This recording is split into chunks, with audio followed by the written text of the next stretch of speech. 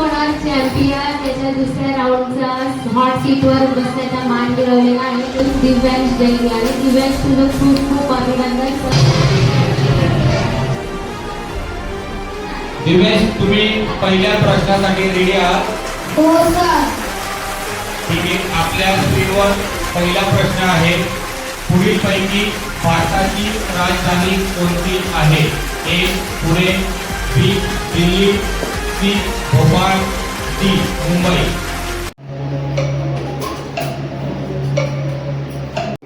Delhi.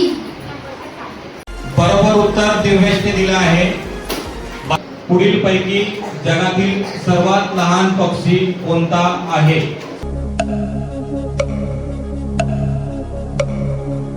बी hummingbird.